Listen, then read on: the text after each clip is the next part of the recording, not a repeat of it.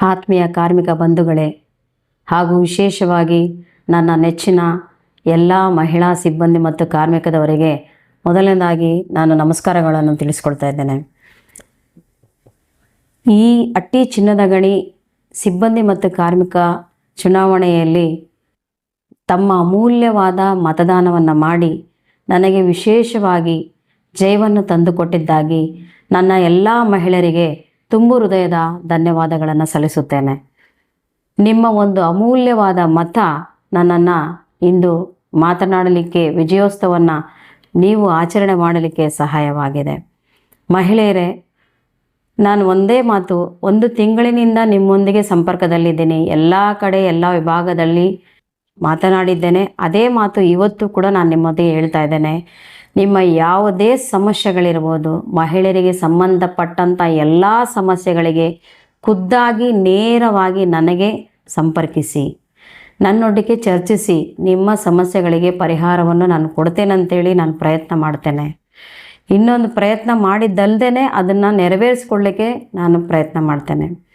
ಇನ್ನೊಂದು ವಿಚಾರ ಹೇಳಬೇಕಂತಂದರೆ, ಮಹಿಳೆಯರು ನೀವು ಎಲ್ಲೇ ಕಂಪನಿಯ ವಿವಿಧ ವಿಭಾಗಗಳಲ್ಲಿ ಕೆಲಸ ಮಾಡ್ತಾ ಇದ್ದೀರಾ, ನಾನು ಬರುವುದಕ್ಕೆ ಸ್ವಲ್ಪ ತಡವಾಗ್ಬೋದು.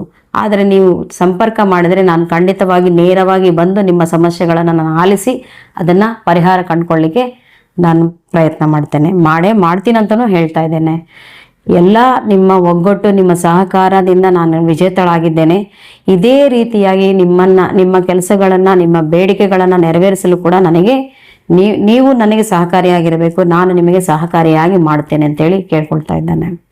ಈಗಾಗಲೇ ವಿವಿಧ ವಿಭಾಗಗಳಲ್ಲಿ ತಾವೆಲ್ಲರೂ ನನ್ನೊಂದಿಗೆ ಚರ್ಚಿಸಿದಂತೆ, ನನ್ನೊಂದಿಗೆ ಮುಕ್ತವಾಗಿ ಮಾತನಾಡಿದಂತೆ ಮೂಲಭೂತ ಸೌಕರ್ಯಗಳಿಗೆ ಮೊದಲ ಆದ್ಯತೆ ನೀಡ್ತಾ ಇದ್ದೇನೆ.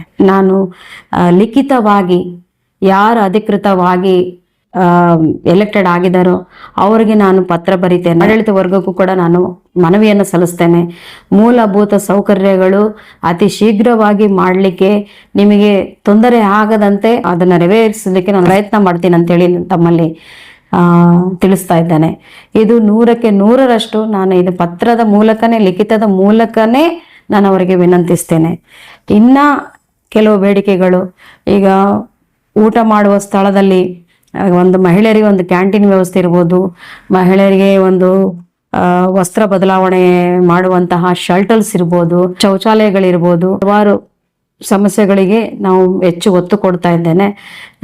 ಇವು ಮೂಲಭೂತ ಸೌಕರ್ಯಗಳು ಹೆಚ್ಚಾಗಿ ಮೊದಲನೇ ಆದ್ಯತೆ ಮೇಲೆ ಮಹಿಳೆಯರಿಗೆ ಮೊದಲನೇ ಆದ್ಯತೆಯಾಗಿ ಅದು ನೆರವೇರಿಸಲಿಕ್ಕೆ ನಾವು ಇದು ಮಾಡ್ತಾ ಇದ್ದೇವೆ.